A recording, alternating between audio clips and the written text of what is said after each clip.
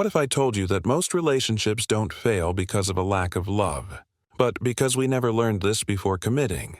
This isn't romantic talk, it's deep psychology, what Carl Jung called the shadows of our psyche. Today, we're going to explore what every man should understand before living with a woman. Not to dominate, but to love with integrity. Stay until the end. Because understanding this might not just save your relationship, it might reveal whether you're building on solid ground or sand. Most people throw themselves into love without ever looking within. But what you don't see often controls what you do. Jung taught that inside you lives a shadow. The denied parts, the social wounds, the inherited expectations, all silently shaping your behaviors. When that shadow is ignored, you project it onto your partner. Blame, demands, resentment. Since childhood, we've been told to look for our other half, to believe someone will come and complete us. But that idea is a trap. No one can complete what you refuse to face. If you don't know how to be alone, you'll never truly know how to share. Living together doesn't heal the emptiness. It amplifies it. Because when you live with someone, everything you used to hide in solitude comes to light. Relationships don't reveal who the other person is. They reveal who you are when you can no longer run. First truth: you cannot love what you don't know, and that includes yourself. Second, love isn't a refuge, it's a mirror. Every relationship will show you what you still haven't healed.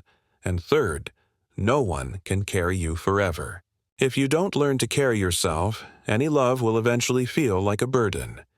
So, before you live with a woman, learn to live with yourself. Face your wounds. Sit with your loneliness. Listen to your thoughts. Because if you don't know who you are, you'll turn love into a battlefield. Before you share your life with someone, there's something almost no one tells you. Love doesn't die because affection fades. It dies because unresolved emptiness takes over. Living with someone isn't just about sharing a home. It's about sharing your shadow, your habits, your wounds, your silence, the way you react when no one's watching. If you don't know how to inhabit yourself, you'll lose yourself. Even in the purest kind of love. Many people believe love heals everything. But love isn't medicine. Love is a mirror. And in that mirror, sooner or later, you'll face everything you've been avoiding. Living with someone brings out both your best and your worst.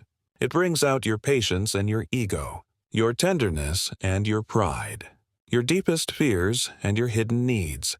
And when those appear, you have two choices: run or grow. Most people run because growth hurts, because it's easier to blame the other than to admit the conflict outside started inside.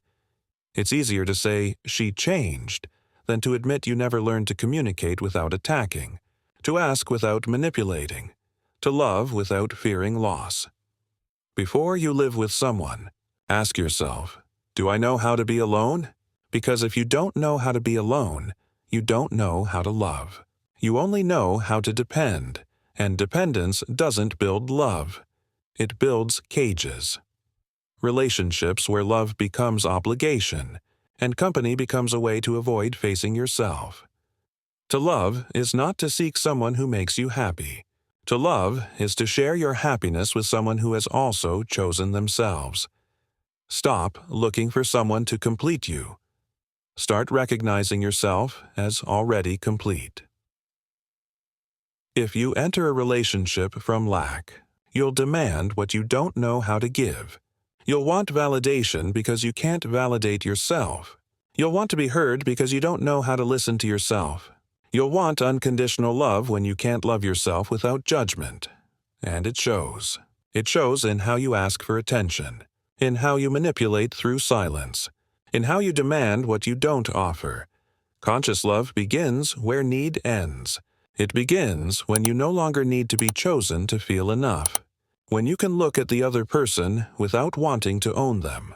When you can love knowing the other does not belong to you. Living with someone isn't about sleeping together. It's about waking up together. It's about speaking without masks. Accepting that both of you are constantly evolving. Understanding that love is not about intensity, but about presence. It's not, I love you when you make me happy. It's, I love you even when I don't fully understand you, but I stay to build with you. Mature love doesn't promise perfection. It promises commitment, respect, and mutual growth. It doesn't idealize, it understands. It doesn't demand, it collaborates. It doesn't run from conflict, it learns to repair. But to reach that place, you have to die to many versions of yourself. You must let go of the ego that always wants to be right, the pride that keeps you from saying sorry, the mask of strength that hides your vulnerability. Because living together is a constant mirror, and if you don't know yourself, that mirror becomes unbearable. Living with someone means living with yourself, times 2. Your insecurities reflect back, your wounds echo louder, your impatience becomes visible. So, before you live with someone, learn to live with your silence. Learn to feel without unloading on others. Learn to listen without defending. Learn to speak without hurting. Learn to give without expecting. Because loving someone isn't possession, it's presence.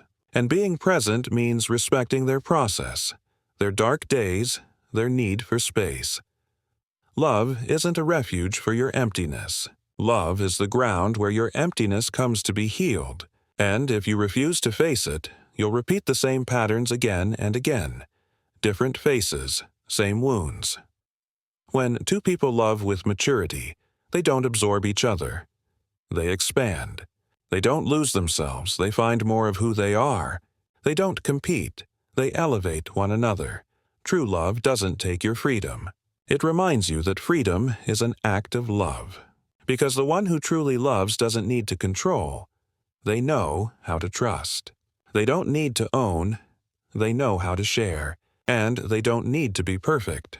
They know how to be present. Once you understand this, you stop seeking relationships to fill your voids and start creating connections from abundance. You begin to choose from peace, not from fear, from clarity, not from need. And that changes everything. Because now, you don't fall in love with someone's potential. You fall in love with their truth. You no longer chase promises. You value coherence. You're no longer drawn to chaos. You're drawn to calm. Mature love isn't a fairy tale. It's a daily construction. It's choosing each other even when desire fades, when there's exhaustion, when differences appear. It's staying, talking, understanding, healing. And when you reach that point, you realize living together doesn't kill love. It only kills the fantasy. And when the fantasy dies, something deeper is born, a real connection, where both can be imperfect, where there's room for mistakes, for forgiveness, for growth. So before you live with someone, remember this: don't look for someone to complete you. Look for someone who inspires you to grow. Don't look for refuge. Look for a partner on your path. And above all, become the kind of conscious love you wish to find. Because in the end, love isn't about finding someone to live with. It's about finding someone worth evolving with. And if this message resonated with you, it's because a part of you is already ready to love from another place. Not from lack, but from wholeness. Not from fear, but from presence. Not from need, but from choice. So become obsessed with growing, with healing, with loving yourself so much that loving someone else isn't an escape, but an expansion. See you in the next video. And remember, love isn't found, it's built.